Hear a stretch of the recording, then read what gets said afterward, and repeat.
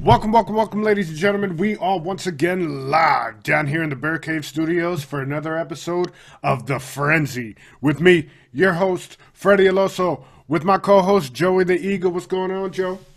What's up, buddy? How's it? It's going good, man. Happy Easter out there for everybody. We are coming to you guys on the 21st of April, our Easter episode. So, what's going on? Just recovering. I may or may not have partaken in some adult beverages last night, which I am now feeling the full ramifications of. Nice. Yeah. No longer a spring chicken there. Is what you're saying. Listen, I'm no longer the young calf. Yeah. I'm not. So every once in a while, when that happens, I wake up in a paralysis. I can't move, can't talk, and I slowly roll out of bed, and it takes me about 2 hours. Nice. Nice. So we got our big draft episode Thursday night. So everybody Yes, be we do. prepared for that. We are going to be going live on the YouTube channel. So get there, get subscribed. We're going to be going to you live so you can see our reactions of when the Bills pick, if there's any trades, if the Eagles actually pick this year. We're trying to get people to watch this, and you led off with the Bills pick. Well, I didn't want to lead off with you guys because 2 years ago you didn't even pick in the first round. Wait, No, sorry, that's- last year. Last year you didn't even pick in the first round. No. All right, you throwing shots. It's too early for this, man. Can we start off as friends and then slowly work our way to enemies? You just want to write off the boat? Nah, man, I go straight for the jugular, man. That's how we do it. You know how it is. Whatever. Okay, so go ahead. Tell me about the Bills pick. I would love to know who you guys are gonna pick. I don't know. They're talking either offensive lineman or defensive end. They're looking at either Jawan Ed from Oliver, Ed Oliver or Jawan Taylor from that tackle from Florida. Florida. Yep. Oh man, dude, you're not ready. I'm gonna blow you out the water this episode, dude. I got so much in the memory bank for this draft. I got golden nuggets galore. Let's bring it then, man. Last night we had a couple boxing matches. We had Danny did. Garcia. He fought last night. We also had the big one. Tell us about it, Joe. Yeah, so last night MSG had a pretty stacked card. Stevenson from Newark was on that card. That was the young kid that I told you I watched. And then the co-main event was good. I don't know. I don't know if you saw the Bud Crawford fight, but Khan ended up. He says he didn't quit. His corner kind of threw in the towel conveniently after what looked like a low blow. It definitely was below the trunks. But I think it was a punch that if he really wanted to, he could have continued. And you saw it actually at the press conference after the fight. Crawford was basically accusing him of, throwing in the towel, quitting. And Khan, to try and save face, was saying that, he's never quit in a fight. He's even gotten knocked out because he's tried to continue into fights that he may or may not have a chance to come back in. Mm-hmm. So nobody really thought Khan stood a chance really in this fight. They're just waiting to see if him and Errol Spence Jr. can work something out because that's the fight everyone wants to see. Crawford, Errol Spence Jr. And when that fight happens, I might actually pay for it. I might. You might. Okay. That would be interesting to see. Yeah. I didn't get to catch the fight. I saw some of the highlights this morning, and I did hear some of the backlash of people complaining that it was a crappy ending to somewhat of a decent fight. So, but regardless of any fight, you're going to have your people who say, oh, well, this fight sucked, or, it's a bullshit ending. Whatever it is, no one's ever going to be happy with the way things finish. Unless you have a UFC card like you did last week.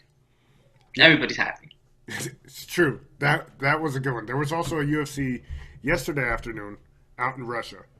Dude, I totally forgot it was in Russia. Like, I was like, oh, I'm going to catch some of that, be flipping back and forth. All of a sudden, I'm driving on the Palisades, and I get an update that the main event is about to kick off. And I was like, shoot. You're like, oh, damn, why are they fighting at 1 o'clock in the afternoon? What the? Yeah, and I was like, you know what? Fred's probably watching, so he'll have us covered. I won't have to worry about it. Yeah, no, that one I did see. Overeem took it to the dude. They used to be training partners, and it was a wrap. I always find that interesting, right? When training partners. Speaking of training partners, if you want a little nugget from last night, from the what was it? The Bud Crawford fight, I think it was when I was watching. So Bud Crawford's from Ohio, right? And he actually got discovered because he was a training partner for Timothy Bradley. So that's kind of how he got put on, because Bradley was like, "Hold up, this, I know we're sparring, taking it easy, but this kid can fight." And now he's arguably pound for pound the best fighter in the world. So I think that's a pretty cool story. I like him, man. Yo, he could fight. He's really humble, but at the same time, he has that little bit of arrogance that lets you know that he thinks and knows that he's the best in the world. He's a good fighter. So it's that good balance. Yeah. He's not one of those. You can't have a dude like, what is it, Adrian Broner, that you're just like, bro, the arrogance is too much, well, and see, the skills this is what happens, right? When you build yourself up like that, when your whole career is based on, your arrogance, your flamboyancy, it's cool when you're winning, right? But when you get your chin checked, the fall is cliff-like. You know what I'm saying? Like, the only person that I've seen be able to keep that persona up and not have a downfall, so to speak, is Floyd, and that's because he's never lost. As much as I don't like him as a person, he's never lost as a boxer. You got to give him credit for that.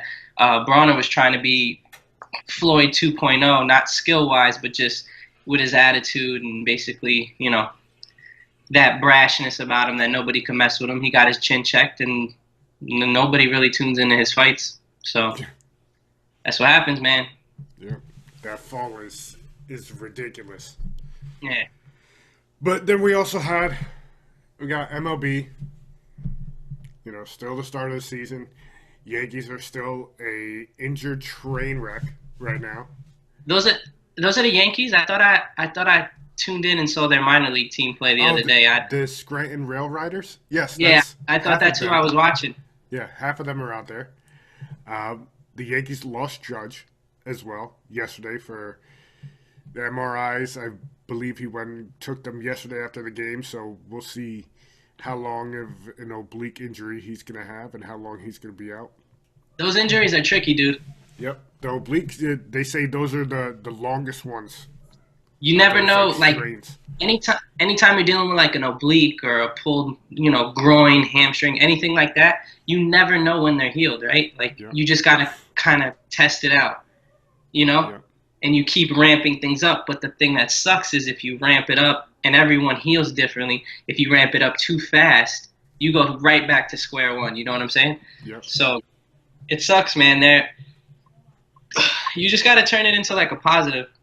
Yeah. A lot of these young players that wouldn't have gotten called up this year because of the amount of talent, they're getting their shot, So maybe we find a couple players that when the lights are brightest, they perform, and that could come to reward us on the back end when everyone does come back healthy and other teams are looking to make trades. Maybe we need another pitcher or something like that, and we're able to flip a young prospect or a couple young prospects that maybe if they didn't get their shot to show what they could do at the major league level, wouldn't have been able to get us back whatever we'll get in return. So I'm trying to just stay positive with it. They won. They did win. They did win. And other promising news is Andujar and Sanchez are close. I believe Sanchez is coming back Wednesday. Now, and Duhar's, they say he's getting close, but then I'm hearing conflicting reports that he may be not fully healed, and then after the season, during the season they may play him at first because they don't want to stress his arm. I don't know. Either you play him and he plays third and he does it, or shut him down and get him to surgery. You have to listen at this point, right? If it's an injury that he's going to have to be out a significant amount of time. So once the surgery is done, if in fact he does need it, which by all accounts he does. So yeah. It doesn't make no sense for me, right? You're going to keep him in. He's not going to be 100%. He's still a really good player, but let's face it, he's not going to be able to do what we've come accustomed to seeing him do. So if he comes back and he's not 100%, and then after the season he has surgery, and that maybe knocks him out for a good portion of next season. I can't see why you would want a 70% Andujar for 2 seasons when if he misses this season but comes back 100% healthy next season, at least one of the 2 seasons you will get the real deal. Yeah. So I don't like it. I think it's dumb. I think it's very short-sighted to bring back somebody.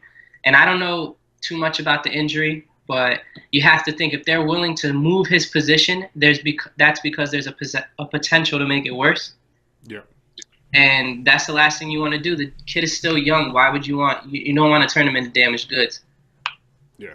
So early. Like last year he had a huge breakout year, his rookie year. Like let him heal correctly, do it the right way. You've got LeMahieu and Tulowitzki when he comes back, and then Didi, they're saying he'll be back maybe in a month and a half. So you'll have the infield back together minus Andujar. If he's got to get right, let him get right. Don't waste him. Yeah, I'm 150% in agreement with you. Oh wow, that's a first, man. Listen, if you were right more often, this would happen more often. You know. Nice, well played. Also in MLB this week, there was a big brouhaha that went down. Yes, that went down in Chicago with the White Sox, and I believe it was the Reds, if I'm not mistaken. You had their pitcher throw a bad pitch, and Anderson put that shit in the seats. And then he bat flipped the shit out of that bat. Talking smack, ran around the bases. Next time up, he gets plunked right in the ass. Took it, okay, walked to first. Then people in the dugout started chirping, and then it turned out into, sorry, it wasn't the Reds, it was the Royals. And it turned into a full-out brawl. Do you agree with the plunking of him after the home run? Are you in agreement with the bat flips? What's your stand on it? So I get a little annoyed with baseball from time to time. You know this. And this is, once again, another reason why baseball gets on my damn nerves. So you see kids, right? They want to get younger followers, younger viewers. That's their whole, I think their demographic right now. I forgot the age, so I'm not going to say it, but it was definitely not for the younger audience. A lot of their watchers and viewers are 30s, 40s, 50s, and so on. So these kids, they like that flamboyancy, right? They like the celebration. I don't understand why baseball is always stuck, in the 60s and 50s and 1920. Yeah, dude, like the old man that's get off of my lawn. Yeah. That's what they are, and it bothers me because I just don't understand it. Every other sport embraces it. NFL, no fun league, right? They're allowing celebrations, albeit they said they might curtail them a little bit as far as not letting the whole team out there, which is understandable, right? But for the player that's hit the home run or strikes out that batter, dude, let them celebrate. You know what I'm saying? The MLB social media page embraced it, and we're like, yeah, love the bat flip. The afterwards wasn't so great, but keep doing what you're doing, basically. Yeah, like the MLB, they want their cake and to eat it too, right? Yeah. So they want their players to show up and show out. If you allow them to celebrate, you're gonna see, I don't want to say dances, but you're gonna see certain nuances, especially from the Spanish players, because you see them when they play in their other leagues that they have certain, I want to almost call them rituals after they hit home runs. You're gonna be able to market that stuff. You know what I'm saying? And so I don't understand. Baseball is the only sport where you can kind of like the players can get back for something they don't like and not be penalized. Yeah. Like in no other sport is that allowed anymore. Like if somebody were to score a intercept a quarterback, right? He runs it in for a touchdown, pick six. You don't see the quarterback drop kicking him like he's Liu Kang. Yeah. It's You know what I'm true. saying? Yeah. So, dude, you don't want him to celebrate and do the backflip? How about you don't let him hit a Don't home throw run the off home you? run. Yeah. And not to mention, all right, that's assault with a deadly weapon. You throw a ball 105 miles an hour. You might have meant to plunk him in the ass, but guess what? You hit him in the head, and then what? Yeah. You know what I'm saying? I think it was It's David Cohn that 100% was on true. the talking to Michael K or on the Michael K show, and he even said it. He used to believe in disciplining the hitters the next time around or whatever, right? Hmm. So they come, hit him in the ass, hit him in the thigh. He hit Mark McGwire in the head, and he said that changed his whole thought process, and he never ever beamed another batter. All it takes is one. You've Yep. seen you've seen the damage that a baseball could do coming in 105 at someone's head. I'm not saying everyone throws 105, but irregardless, you can't be beaming people like that. Yeah. Let them have it. Are you that you're that mentally weak as a professional athlete that someone flips a bat at you, bro, and you don't know how to handle it? Yeah. But then, if they do a fist pump when they strike somebody out, then it's not an issue. You know Yeah, what I that's what mean? So dude. you can't have your cake and eat it too. Like you either you gotta fist pump, do your shit when you strike somebody out, and let the bat flip happen, or not do it. You So, can't be half pregnant. long story short, the MLB got to put on their big boy pants, come in, and do something about it. Like if you're telling them, listen, they can celebrate, then you got to suspend these pitchers and give me a break with these 5 game It's suspensions, bro. bullshit. It's so Bro, much it's one bullshit. start. Yep. You know what I'm saying? Like, suspend them 35 games, 40 games. Guess what? It isn't gonna happen. They're not gonna Yeah. be beaming people left and right. And another thing I got a problem with, dude, especially if you're a pitcher that doesn't bat. Yeah, it's Yeah. cool. It's Hmm. cool, bro. You could throw a 95-mile-an-hour fastball at somebody and peg them, but then you don't got to get back up to the plate. Yep. You know? 100%. Yep. So if you're a pitcher that hits and you beam somebody and you're up next inning and you take your licks, all right, cool. But most of those pitchers know what it is. They know they're gonna be able to cash that check or write that check and not have to cash it. You know what I'm saying? Their Mhm. teammates are the one that's gonna suffer. I think it's so stupid, bro. Let them do the bat flips. Let them take 20 minutes around first base and Let them second base. celebrate, man. Baseball, from when we were kids to now, it's nowhere near it. Like, not even close. The popularity isn't there. Like, they've lost the younger demographic because of the old school way of doing things. Like, Yeah, man. you don't wanna let these guys celebrate. You don't wanna let them wear like these super fancy cleats. You don't want to like spice things up with like you remember the one year they did the Spider-Man bases? Nah, I And don't even remember that, bro. it was like a 4th of July or something like that, and they were promoting Spider-Man. That's kind of cool, That though. was just coming out. So the base looked like a web. And it had like Spider-Man or the logo or whatever it was on it. And that older demographic lost their shit. Oh, this takes away from the integrity of baseball, blah, blah. How? Because a base that you never look at ever during Dude, the and course of the game? if I'm a Yes. player, if I'm a baseball player, Yeah. I'm pissed because I'm looking at other endorsement deals that football players are getting, that basketball players are getting. They're getting those deals because they bring in the fans, right? Hmm. People love LeBron. People love Curry. They say it all the time. Trout could walk down the most popular street you could think of, and there'd be a whole bunch of people that don't know who the hell he Yep. is. He could walk through Times Square. Half the people won't know who the fuck he They is. won't know. And it's not because he's not a great player. He's gonna go down as one of the best ever. You know Hmm. what I'm saying? If you look at his numbers right now, they're stupid. It doesn't even make sense. You can't do them in a video game. But yet and still people don't know who he is because they have no way to individualize themselves. They want everyone to look the same. They want everybody to do the same thing. That's not what the younger generation wants. That's not what the fans want. They want to be able to to really get behind the scenes and see who these players are. And you have to make them more relatable. I don't see how these players and owners don't just embrace that and see the pot of gold that's at the end of that. I agree with you, man. Like one of my favorite players, Javi Baez. The dude's got swag for days, skills out the wazoo, and if you're not a diehard or Puerto Rican, you don't really know this guy. Yeah, You don't hear about him, but he's making incredible tags at second base.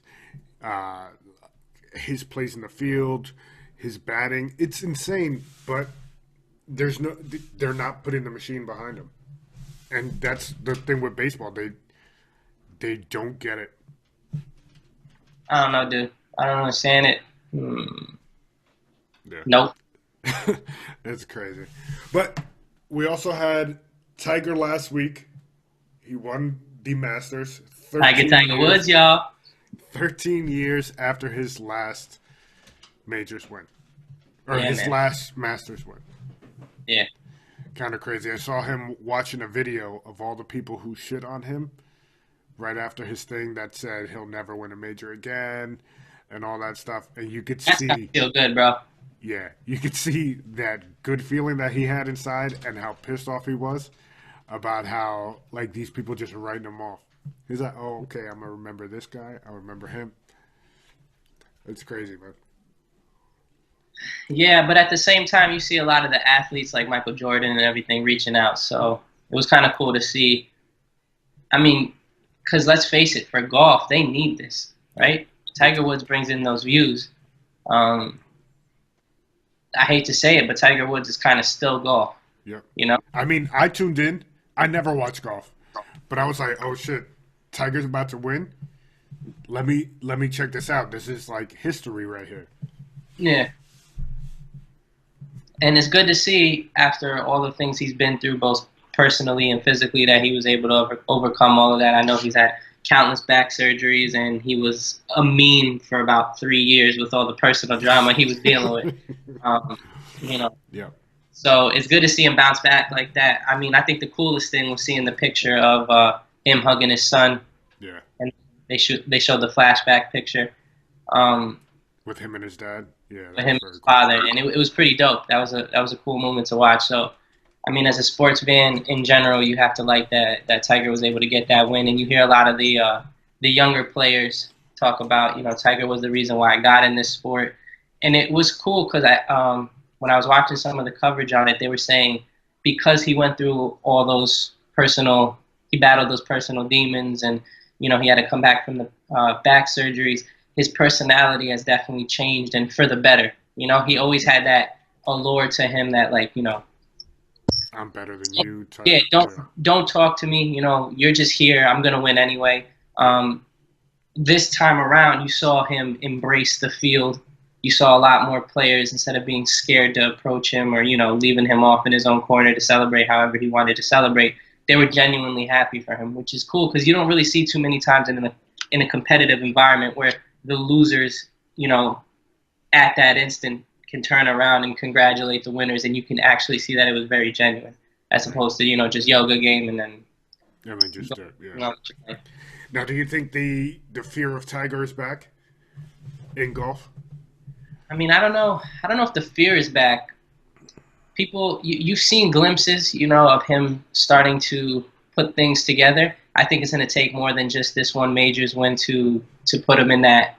I mean, rarefied air that he was, where you know once he was anywhere near the lead going into You the knew it was last a day, wrap. Yeah, yeah, it was a wrap. Like, players started to crumble. I don't think he's gonna walk into that. I think there's the younger generation that's like, yo, you know what? That's Tiger. I get it. He's the GOAT. But I'm here to win. So, if don't get me wrong, if he does it, the next 2-3 times he's out there, obviously that's going to change the dynamic of that conversation. But I think for the most part, man, people are looking at it as a great story, and then we just got to take it from here and see if he can put any more in the bank. yeah, man. Then now NBA playoffs. We got the intensity getting ramped up. We got a lot of the I don't want to say old school because it's not really old school, but people getting on each other's nerves. in a playoff series. A lot of the pushing and shoving, a lot of skirmishes going on. We had the Dudley and Embiid thing go on last night. And That Jimmy was Butler jumped in. that's been boiling over. Yeah, that's been going on for a little bit. Yeah. Yeah, man. What was your take on that of Jimmy Butler coming in late from the blind side and basically tossing Dudley down? Yeah, I mean, Jimmy seems to like that type of drama. You know, when you see the comments he makes in his interviews and everything, like you could tell he really doesn't. He doesn't mind being the bad guy or starting or finishing anything. And I think he had to come to his teammates' aid. Not that I think Embiid was, going to actually get into a fight with Dudley, but just to save face, just to make a statement. But at the same time, I don't blame Dudley for doing what he did because Embiid's been giving it to Allen. I don't mean, he's been dominating him on the court, yes, but Embiid's been getting really physical with Allen, and he really hasn't done much back. That in slow motion, he actually got a lot of ball, but live, you just see him wind up, you know what I'm saying, and swing for the fences. So I think both players was in the right. Embiid's a really good player. I'm just not a fan of him personally. Yeah. He's like a bit of a clown. It's not even that he's a clown. It's just I don't know, dude. I don't mind players being arrogant or like cocky, right? But he takes it to another level, and he's never won anything. Yeah. You know what I'm saying? He didn't win a national championship in college. He's yet to really even be 100% healthy in the NBA. And I get that he's a really good player, and there's not too many players in the league at his size with that skill set. There's nobody on the Nets that can guard him. Nobody. But at the same time, like he comes on the interview and he's like, "Oh yeah, Dudley, he's a nobody." Like, all right, dude, he's still an NBA player. You know what I'm saying? It's not like he's a scrub at the YMCA. And Dudley's been in more playoff games than you have in your whole career. Yeah, and Dudley's been around for a while, so I don't know. I'm not a fan of his. But it is what it is, and it's good to see some physicality. But that series, people are dying for like a real rivalry. Like I read an article on Bleacher Report last night. Oh, the Sixers and Nets are creating a heated rivalry. Last time I checked, the series is 3-1. That's not a rivalry. You know what I'm saying? Like that series is over. As good as the Nets performed this season, nobody expected them to make the playoffs. I think it's a really attractive spot this summer for a lot of free agents. I expect one of the big free agents to actually go to Brooklyn because I think they have a lot going for them. But there's such a big talent disparity between the Sixers and the Nets that I can't really even call that a rivalry. It's not. I think it's a cool series. It's a good series. It's an entertaining series. But for the most part, the first round has been pretty boring. The Sixers Nets is good. The Trailblazers Thunder that's rivalry. Yeah. You know what I'm saying? Like you watch those teams play, and they've got good matchups. Yeah. You got Damian Lillard and Russell Westbrook. You got C.J. McCollum and Paul George. You got Aquaman, a.k.a. Steven Adams. You know what I'm saying? Battling down low. I wish Yusuf Nurkic was playing for the Blazers because that would have helped. But even then, Enes Kanter is playing very well for the Trailblazers. Although last game they did what they should have done the first two games, and that's put him in a pick and roll because he cannot play defense on a pick and roll to save his life. But he is a good rebounder and low post scorer. So I think the best series so far, game-wise, has been the Trailblazers Thunder. Yeah. And you got Russ and Dame going at it. Hard. Yeah, man. Listen, I don't care. I wish they could mic him up one game. No, first of all, you can't mic up. You can't mic up Russ. No, you can't. He curses way too much, man. You can't. But here's my thing, right? Yeah.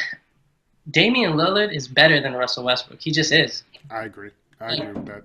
Mm-hmm. I don't care what anybody tells me. I get it. Russell Westbrook is an amazing athlete. He's an amazing player.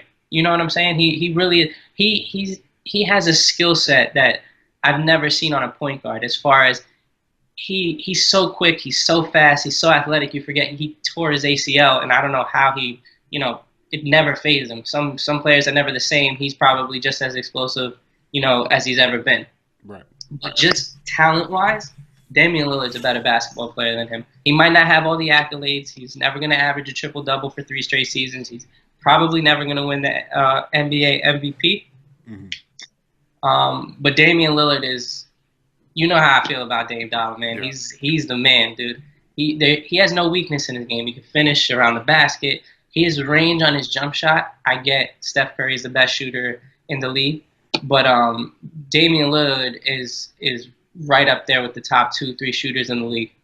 He's got in the gym range. He's starting to play a lot better defense. Yeah. His range from deep is insane too. Like even behind the 3-point line, when he came up the other night and he hit that 38, 42 foot. Yeah, 42 is a little far, but it was probably I give him 32. I give him 32 because it was behind the 28 hash mark.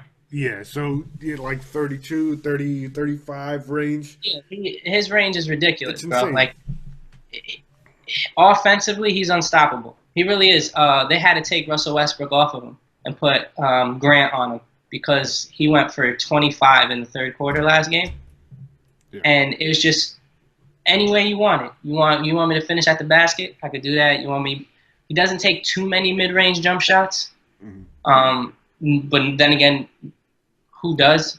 Outside of C.J. McCollum. McCollum is a mid-range master. But yeah, I love watching that backcourt play, and I think they're gonna go win that series. You know what gets me in that series? Watching Schroeder. That's how you Dennis? pronounce this? Like, yeah, dude from Germany. Yeah, I'm like, dude, why? Like that's what gets me. You get these bench players that love to talk shit, but everybody else is doing the work. Like you see him doing the Dame sign. Like, now listen, what are you doing, bro? The one thing I will say is he has played very well for them. He was a starter for the Hawks. I'll give him that, but I'm saying like you're not on Dame's level. He's not even close. He's not in the stratosphere. You're not making an all-star team. Like, come on, man. They asked Dame about it, and he kind of said the same thing. He's like, "Oh, that's cute." I mean, you didn't say it the first 2 games when I was killing them, and the third game when I was killing them in the third quarter.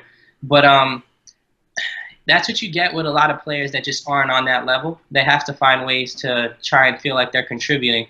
You know what I'm saying? Like he knows, everyone in the gym knows that he can't guard him. He'll never have the impact he has. So in order for him to feel like he's involved in the series, and that's just his way of trying to put the battery in Russell Westbrook's back, you know? Yeah. So if I'm Damian Lillard, like I laugh that off. Like I'm a king, you're a sheep. Like there's no reason to respond. You know, like when him and Westbrook get to chatting and talking, like they chirp, you could tell it's real. Yeah. You know what I'm saying? That's legit, yeah. Outside of those 2 guards, I mean, if you're not Paul George or Russell Westbrook and you're a guard on the Thunder, I'm not even looking your way. Yeah. I'm not talking to you. I'm gonna look at you and be like, all right, cool story, bro. Like, keep cool, it moving. Yeah. Who are you again? Ray Felton? Oh, okay, yeah, cool. Yo, I can't believe Ray Felton's still in the league, man. Yo, they put him on skates the other day. I mean, no disrespect, but Ray looking a little slim thick. Yeah, man. Yo, I saw him dribbling the ball and I started laughing. I'm like, damn, this dude still carved it. Good for him, man. Cashing those NBA checks. Go ahead, man. Do your thing. Then we got the Warriors going today. We had the Rockets last night, where James Harden went 0 for 13 to open up the game. He was 0 for 15, to be honest. 0 for 15? 0 for 15 to open up the game. And they still came out with the victory. Listen, that team, I'm telling you, man, that team is dangerous. Golden State is, I think, going to have their hands full in the second round. It's a shame that they're meeting up in the second round. Is it going to be the second round? We get Golden State. Damn. Yeah, I think it's going to be Golden State and the Rockets in the second round. It definitely is, because that's kind of one of the things that people are starting to point out as maybe a little advantageous for the Rockets. They lean so heavily on James Harden that the earlier that they can face the Warriors, the better, in some's opinion, because he won't be as tired. overworked and he exerts himself. Dude has the ball in his hand all game long. He's doing his thing. So I think that's going to be a very entertaining series. I love Donovan Mitchell. You still leaning with Golden State in that series, or are you staying with Houston? Yeah, I'm still listen. All systems go. There's not a team that can beat Golden State in 7 games. The only team that can beat Golden State in 7 games, as cliche as it sounds, is themselves. Right. Like they just have too much talent, regardless if Boogie Cousins comes back or not. I mean, they have the goods, man. They got the 2 best shooters in the league, arguably, are on the same team. They've got one of the top 2 players in the league with Kevin Durant. Probably the best player left in the playoffs, because the only one you could argue really is him and LeBron. So I think if they're able to get out of their own way, stay out of their own heads, they'll be fine. Yeah. And you saw that last game. Like, people be trying to make a big deal about Pat Beverly. Oh, he got in KD's head. Okay, for one game, he for one game. You know what I'm saying? Like, yeah. They were trying to make it sound like he was going to come out and clamp him down for the rest of the series. And that's just, remember when they did that with LeBron and Lance Stevenson? It was like, oh, yeah, Lance is the LeBron stopper. And LeBron was like, okay, cool, hold my beer. Bam. Yeah, like Pat, and that's no disrespect to Pat Beverly. He's a pit bull. I would love him. I wish the Heat would have kept him. You know what I'm saying? Because he was on the Heat for a little while there to begin his career. He's a dog, dude. I love him. He plays hard defense, bro. Like, he's going to give you everything he got. He don't care. You scored that last bucket. All right, cool. Try it again. Yeah. You know what I'm saying? But it's just, there's nobody. Kevin Durant's what? He's got to be 8-9 inches taller than him. Yeah. At some point, you could play great defense, but your hand is not going to be in his face when he's pulling up for that jump shot. Yeah. Like, he's just going to grab it and shoot it over you. So I just think it's a tough predicament to be in. He's probably the only, maybe there's 2 or 3 other guards in the whole league that you would even think to put on KD. Yeah. He might even be the only one, So it's just a tough matchup for him, man. They're going to take care of the Clippers, and they'll move on, and the Rockets will move on, and we'll get the series that we've been waiting to see. Yeah. And I still think whoever comes out of the West is going to take the finals. Like, nobody in the East is like, oh, yeah, they're going to give these guys comp. I will say this, man. Listen, I know Milwaukee isn't really playing a series in which we thought they'd struggle. Mm-hmm. But I would love to see Giannis and KD go at it in the finals. That'd be nice. I would really enjoy that, because you know what? Another player on the Bucks that doesn't get a lot of love, but he did for a little while when he was on the Clippers, was Eric Bledsoe. Yeah, that's true. You got Bledsoe out there. Yeah, I like Bledsoe. Chris Middleton is what it is. I don't think he should have been an all-star this year, but... Yeah. And then, now we got our bread and butter, man. It's NFL Draft? NFL Draft, baby. Thursday night, April 25th. The Oso and The Eagle will be coming to you guys live from the Bear Cave Studios. It'll be Joey's first appearance in the Bear Cave since last year. Yeah, man, you live too damn far. I already told you, you guys ride horse and buggy out there. We got the draft coming up. The first pick is still undecided, air quotes, for those of you who aren't watching right now. It's either going to be Murray or Bosa. A lot of the talk going around is it's going to be Murray. Yeah. What do you think? You think it's going to be Murray first overall? So I think it's going to be Murray. I would love for it to be Bosa. You want to talk about totally shredding up everybody's mock draft? Let Bosa go 1. Yeah. It'll be insane. Because the league you don't will know. Panic. Everybody's Yeah. going to flip out if that comes. The Niners are going to be getting calls out the ass if that comes. If that happens. Yeah.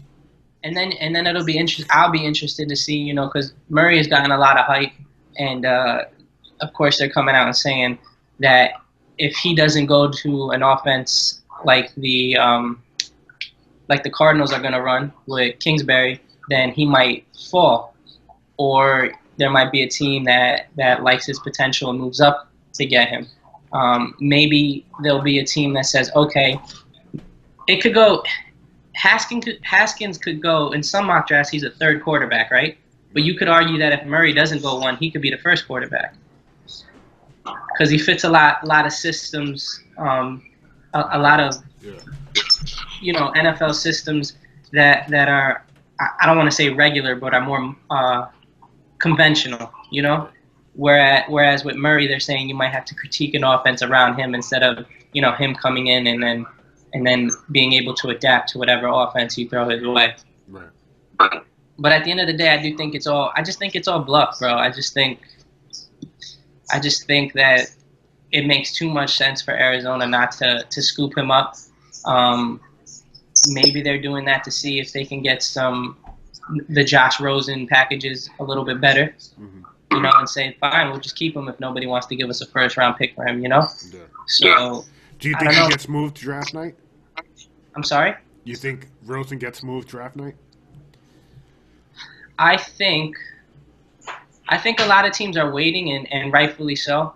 A team maybe like the Giants, right, who at 6, maybe they feel and I'm just, again, this is all just hypothetical.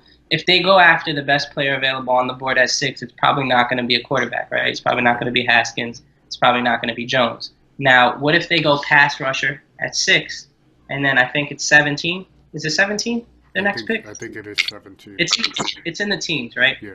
So say at that teen pick, there's been so much movement in the draft that both Jones and Haskins are off the board. And you call up Arizona and say, hey, you want this pick? Say, listen, I had the 17th overall pick or whatever team pick that they have, and then they trade for that. So I think a lot of people are just waiting for that first domino to fall. Right. I think Arizona's smart for holding on to Rosen because they're waiting for a team to come out of this draft or be in the middle of this draft and go, oh, shit, everybody's gone. Yeah. You know what I'm saying? So I think it's going to be really interesting. I think there's a lot of players in this draft who are all over the place in regards to where they could go and how far they could fall. You got Ed Oliver, right? I mean, people are saying that he's too small. He might not be able to play defensive tackle. Then you got other people out there trying to compare him to Aaron Donald. Yeah. I think that's to me that's so crazy how people could be split so wide on one player, right? Then you got the wide receivers where when DK Metcalf went and destroyed the combine, everyone was like, well, there goes the number 1 wide receiver. But now you turn it on and they're like, no, it's Hollywood Brown. He's the most complete wide receiver. Matter of fact, he might not even be the best wide receiver at Ole Miss. Yeah, it's true, man. And then they got this other kid, N'Keal Harry, who they're saying is Calvin Johnson Jr. Yeah, that they did the side by side. Remember that photo where they're standing back to back, same little more of a wingspan than Calvin. So I think that's interesting. I think the fact that we're not going to have an extremely large run on running backs like we have in these past few years, and they're saying that Josh Jacobs is the only first round running back. If you ask me, I think probably 2 go. Right. 2 go in the first round. I could see like a Miles Sanders from Penn State. Possibly sneaking into the tail end of the first round. Yeah, dude, honestly, overall, I'm just really excited. Like, you know me. That's like Christmas come early. Day in April. Yeah, you know what I'm saying? Hopefully my team doesn't trade out. That'd be nice to actually get a selection on the first day. That'd be cool. The Raiders have so many first-round picks. It'll be really interesting to see what they do with all those picks. If Murray doesn't get selected first overall, does Oakland start ponying up their picks and, calling the 49ers and saying, listen, what you want? Yeah. How many of these first rounds you want? Yeah. Yeah, because they're already saying that that Gruden might be looking for another quarterback. Man, it's just cool. I love it. Well, it's 4 days out now.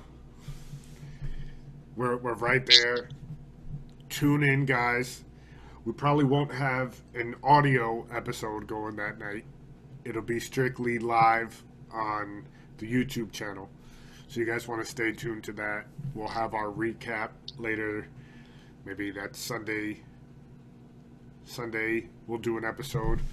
If I have a voice. If Joey's got a voice.